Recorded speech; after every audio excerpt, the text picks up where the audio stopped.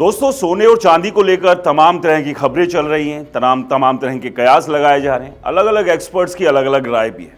हाल ही में हमने देखा था कि 2025 से 2026 आते आते सोने और चांदी ने तमाम रिकॉर्डों को धराशायी कर दिया।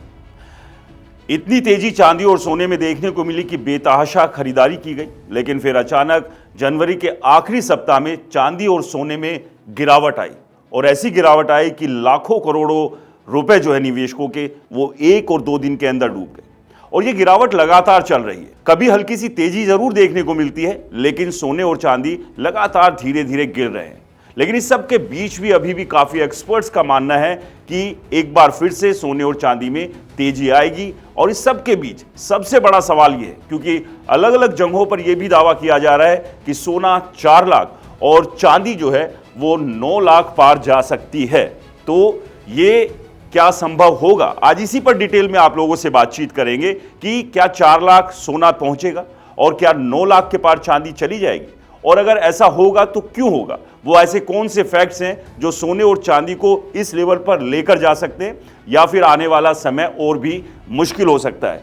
तो चलिए एक एक कर समझते हैं कि आखिरकार जो ये पूरा माहौल बना, सोने और चांदी में तेजी आई, उसके पीछे क्या वजह रही। इसके अलावा कुछ पास हिस्ट्री के एग्जाम्पल्स भी समझेंगे, एक्सपर्ट्स और डेटा की राय को भी इसमें शामिल करेंगे, और एक एक करके हम बात करेंगे कि अभी के जो हालात हैं उन हालातों को देखते हुए हम सोने और चांदी को कहां पर पा रहे हैं, और जो पीछे तेजी आई थी और अब जो थोड़ी गिरावट देखी गई है उसके पीछे की वजह क्या है। तो सबसे पहले बात करते हैं रूल नंबर बात की। गोल्ड और सिल्वर मूव ऑन फियर, यानी कि जो सोना और चांदी है जो ये बढ़ता है, एक डर के साथ इसमें तेजी देखने को मिलती है, और वही तेजी अभी हाल फिलहाल देखने को मिली थी। क्योंकि जब जब दुनिया में डर बढ़ता है तो लोग शेयर बेचना बंद करके सोने और चांदी की खरीदारी में जुट जाते हैं। और इसके एग्जाम्पल्स अगर हम आप देखें कि जो डर है वो सोने को हमेशा ऊपर की तरफ लेकर जाता है। जैसे जैसे डर बढ़ेगा वैसे वैसे सोना भी बढ़ता चला जाएगा, और चांदी के साथ भी कुछ उसी तरह की चीजें। 2008 में भी एक फाइनेंशियल क्राइसिस आया था, और उस फाइनेंशियल क्राइसिस यानी कि जब वो फाइनेंशियल क्राइसिस आया तो डर अब बढ़ा लोगों के बीच में, निवेशकों के मन में एक दहशत का माहौल हुआ, और उसी ने सोने को सपोर्ट किया और सोना ऊपर की तरफ चढ़ने लगा। ये 2008 में आपने भी देखे थे कि किस तरह के फाइनेंशियल क्राइसिस आए थे, मंदी का दौर था, लोगों की नौकरियां चली गई थी, एक डर का माहौल था। 2020 में कोविड क्राइसिस को पूरी दुनिया जानती है, और इस कोविड ने किस तरह की त्रासदी पैदा की थी, लोगों के घरों में मौतें हुई, और जो माहौल था वो पूरी दुनिया के सामने था। और इस दौरान भी वो जो डर था, उसी डर ने सोने को फिर से सपोर्ट किया, और सोना एक बार फिर से ऊपर की तरफ चढ़ने लगा था। अब बात करते हैं 2022 की। यहां पर वॉर क्राइसिस शुरू हुए, यानी कि जो रूस यूक्रेन वॉर जब शुरू हुई तो एक बार फिर से वही हड़कंप था निवेशकों के बीच में। शेयर मार्केट धड़ाम से नीचे आया और सोना एक बार फिर से तेजी से ऊपर उठा, और इसीलिए सोने को हमेशा सेफ हेवन कहा जाता है। और यानी कि जितना ज्यादा ग्लोबल क्राइसिस आएगा उतनी ज्यादा तेजी आपको सोने के अंदर देखने को मिलेगी, और यही हालात 25 और 26 में भी कुछ बने थे। तो चलिए अब बात करते हैं कि डॉलर वर्सेस गोल्ड का फॉर्मूला क्या है। इस पर भी बात करनी जरूरी है, क्योंकि डॉलर का इंपैक्ट भी जो है वो सोने के ऊपर देखने को मिलता है। इसके लिए रूल नंबर 2 की बात करेंगे। जैसे ही डॉलर ऊपर की तरफ चढ़ेगा, यानी कि डॉलर मजबूत जैसे जैसे होगा, तो वैसे ही सोना गिरना शुरू हो जाएगा। और अभी जिस तरह से हालात बने थे, फेड को लेकर बातें हो रही थी, ट्रंप ने जिस तरह के बयान दिए उसके बाद लेकिन कुछ सुधार दिखे, डॉलर मजबूत हुआ, और उससे फर्क ये पड़ा कि सोना जो है वो धड़ाम से गिरा।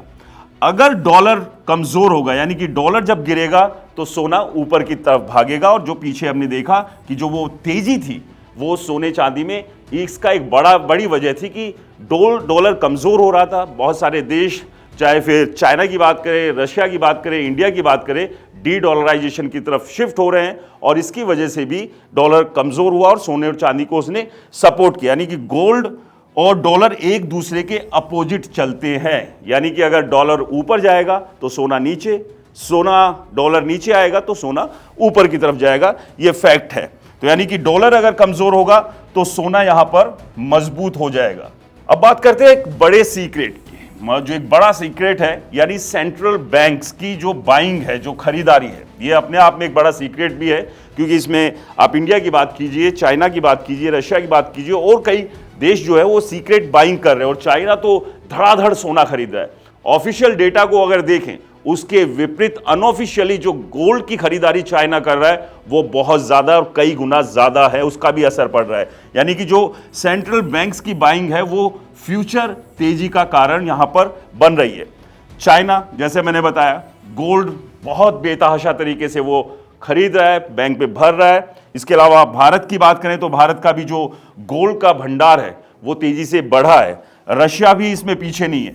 यानी कि जो ये तीनों देश हैं वो लगातार तेजी से सोने की खरीदारी कर रहे हैं और इसका जो है लॉन्ग टर्म, जो अगर हम लॉन्ग टर्म सिग्नल देखें तो वो तेजी का सिग्नल यहां पर दिखाई दे रहा है। अभी फिलहाल करेक्शन का दौर चल रहा है जैसा कि एक्सपर्ट्स कह रहे हैं, लेकिन लॉन्ग टर्म में जिस तरह की तेजी से तमाम देश गोल्ड खरीद रहे हैं वो लॉन्ग टर्म में तेजी के सिग्नल है। अब बात करते हैं सिल्वर का जो एक्सप्लोसिव फ्यूचर क्या है। चांदी की बात करें, क्योंकि चांदी ने तो सबको हैरान कर दिया था। चांदी को आमतौर पर 2025 से पहले बहुत ही हल्का एसेट माना जाता था। लोग गिफ्ट भी करते थे, कटोरी, चम्मच और बहुत सारी चीजें चांदी में गिफ्ट करते थे। लेकिन 25 में जिस तरह से 150-200% से ज्यादा चांदी उछली, सोने को भी बहुत ज्यादा पीछे छोड़ दिया था। तो इसके पीछे के रीजन क्या थे? क्योंकि चांदी जो है वो सिर्फ इन्वेस्टमेंट का ही एक धातु नहीं है, चांदी इंडस्ट्रियल यूज में भी आती है। यानी इन्वेस्टमेंट प्लस इंडस्ट्री में इसका जो यूज है वो बहुत ज्यादा बढ़ा है। इसकी वजह से भी चांदी की डिमांड एकदम तेज हुई। चाइना ने जनवरी में एक्सपोर्ट के ऊपर बहुत सारी सख्तियां लगा दी और खुद ही वो जो है अपने चांदी के भंडार को तेजी से बढ़ा भी रहा है। इंडस्ट्री की अगर बात करें, इन्वेस्टमेंट के अलावा सोलर पैनल में चांदी का बहुत ज्यादा यूज हो रहा है और जिस तरह से सोलर पैनल की मैन्युफैक्चरिंग बढ़ रही है उससे चांदी की जरूरत बहुत ज्यादा हो गई। इसके अलावा ईवी, इलेक्ट्रिकल व्हीकल्स को तमाम देश जो है वो बढ़ावा दे रहे हैं। हिंदुस्तान में भी ईवी जो है अब आपको धीरे धीरे आम होती नजर आ रही है सड़कों पे, जो कुछ साल पहले तक बहुत इक्की दुक्की दिखती थी, लेकिन अब ईवी भी तेजी से बढ़ी और यहां भी चांदी का इस्तेमाल होता है। इलेक्ट्रॉनिक्स आइटम्स में चांदी का इस्तेमाल होता है और इसके अलावा एआई डेटा सेंटर्स में भी चांदी का बहुत ज्यादा यूज है। यानी कि जो चांदी तेजी से भागी उसके पीछे सिर्फ इन्वेस्टमेंट नहीं थी, उसके पीछे इंडस्ट्री में भी जो इसका की जरूरत बनी, जो इंडस्ट्री में इसका यूज बढ़ा, उसने भी चांदी को सपोर्ट किया और चांदी की जो डिमांड थी वो तेजी से फ्यूचर टेक्नोलॉजी की वजह से वो बढ़ी, वो भागी और वो कारण दिखे। लेकिन फिलहाल चांदी ने जहां एक तरफ हंसाया, लोगों को जनवरी के आखिरी महीने में बहुत बुरी तरह से रुलाया भी था। अब उसी पे बात करते हैं कि ये अभी जो गिरावट आई उसके पीछे के कारण क्या थे। उसके पीछे इंटरेस्ट रेट जो है वो तेजी से बढ़ा, डॉलर जो है वो स्ट्रांग हुआ, प्रॉफिट बाइंग जो है वो बहुत ज्यादा की गई और एक तरह से स्पेकुलेशन, यानी जो सट्टेबाजारी जो थी और जो सट्टेबाज जो घुसे थे उन्होंने बहुत ज्यादा प्रॉफिट बाइंग यहां पर की और उसकी वजह से भी जो रेट चांदी और सोना है वो गिरे। इंटरेस्ट रेट क्योंकि जैसे जैसे बढ़ेगा गोल्ड वैसे वैसे डाउन होता चला जाएगा, क्योंकि लोग फिर डॉलर की तरफ भागते, डॉलर मजबूत होता है। ये टेम्परेरी गिरावट है, परमानेंट नहीं है, जैसा कि तमाम एक्सपर्ट्स कह भी रहे हैं और उनका मानना है कि जब गिरावट का दौर आता है तो वो समय है इस डिप में खरीदारी करने का। लेकिन कोई भी इन्वेस्टमेंट आप करें सोच समझ के करें, क्योंकि मार्केट में बहुत सारे रूमर्स भी होते हैं, इसलिए मार्केट को अच्छे से परखें, जांचें, किसी फाइनेंशियल एडवाइजर से सलाह लें, उसके बाद ही इन्वेस्ट करें। अब सबसे बड़ा सवाल आता है जिसकी हमने शुरुआत की थी, क्या 4 लाख के पार जाएगा सोना? देखिए, करंट गोल्ड प्राइस की बात करें, लगभग 1,55,000 के आसपास प्रति 10 ग्राम का रेट भारत में सोने का चल रहा है। अगर यहां से ये डबल होता है तो 3,10,000 पर पहुंचेगा और अगर एक्सट्रीम क्राइसिस आते हैं जो पीछे आए थे, अगर जो ग्लोबल टेंशन बनी हुई है, जो अनिश्चितताओं का दौर है, ट्रंप साहब कभी भी सुबह उठते हैं और कुछ भी बोलना शुरू करते हैं, टैरिफ की बातें होती है और बहुत सारी चीजें, तो अगर वो एक्सट्रीम क्राइसिस आया तो ही 4 लाख के पार गोल्ड जा सकता है, वरना अभी फिलहाल वो समय नहीं लग रहा है। लेकिन बहुत सारे एक्सपर्ट्स मानते हैं कि आने वाले 2 साल, 3 साल या 5 साल के भीतर ये वाला भी हाई जो है वो गोल्ड ले सकता है, छू सकता है। लेकिन उसके लिए एक्सट्रीम क्राइसिस का दौर होना जरूरी है। जिस तरह से भी भारत के साथ ट्रेड डील हुई, थोड़ा सा ट्रंप का सॉफ्ट कॉर्नर बाकी चीजों को लेकर दिखा, जिस तरह की बयानबाजी वो ऊल जुलूल कर रहे थे उसमें कमी हुई, डॉलर थोड़ा सा मजबूत हुआ तो उसकी वजह से डाउन आया और इसीलिए अभी ये हालत है। लेकिन ये 4 लाख के पार तभी जाएगा जब एक्सट्रीम क्राइसिस आएंगे, और वही सवाल चांदी के साथ है कि क्या 9 लाख पार चांदी जाएगी। करंट रेट की बात करें तो प्रति किलो चांदी 2,75,000 के आसपास है। यहां से अगर ये डबल होती है, जैसे 2025 के शुरुआत से वो एक जो दौर चला था, तो चांदी 5.5 लाख पार कर सकती है, जैसा कि चांदी ने इससे पहले 2025-26 में करके दिखाया। लेकिन चांदी करीब करीब 4 लाख के पास पहुंचकर फिलहाल 2,75,000 पर है, और जिन्होंने उस टाइम पर वो खरीदारी की थी, आप समझिए कि कितना बड़ा नुकसान उन्होंने यहां पर झेला। तो चांदी भी अगर 9 लाख के पार जाएगी तो वो एक्सट्रीम जो है क्राइसिस होंगे तभी जा सकती है। इंडस्ट्रियल यूज बहुत ज्यादा जब बढ़ना शुरू होगा तब जा सकती है। लेकिन बहुत सारी इंडस्ट्री अल्टरनेटिव मेटल्स की तरफ भी शिफ्ट कर रही है, फिर चाहे सोलर की बात कर ले, इलेक्ट्रॉनिक्स इक्विपमेंट्स की बात कर लें या दूसरी चीजों की बात कर लें। और अगर ऐसा हुआ कि वो अल्टरनेटिव मेटल्स की तरफ मूव किए तो चांदी के लिए वो बुरा दौर हो सकता है। लेकिन अभी दौर उतार चढ़ाव का है चांदी और सोने के साथ, तो अभी यह कह पाना कि चांदी बहुत तेजी से लुढ़केगी या बहुत तेजी से बढ़ेगी या सोने के साथ ऐसी स्थिति होगी, फिलहाल थोड़ी जल्दबाजी होगी। अब बात करते हैं फाइनल ट्रूथ की, यानी कि जो फाइनल सच है।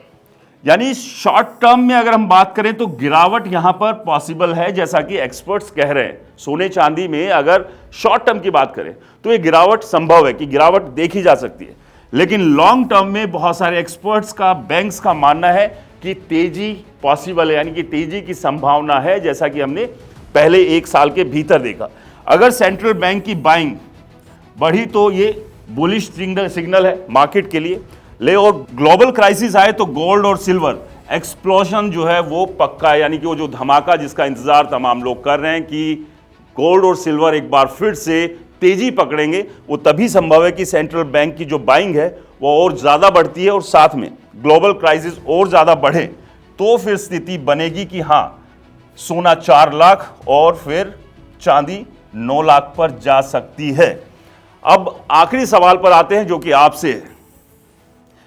आपको क्या लगता है, हमें कमेंट्स में बताइए कि क्या सोना 4 लाख पार जाएगा, और साथ में यह भी बताइए कि क्या चांदी 9 लाख प्रति किलो को छू पाएगी।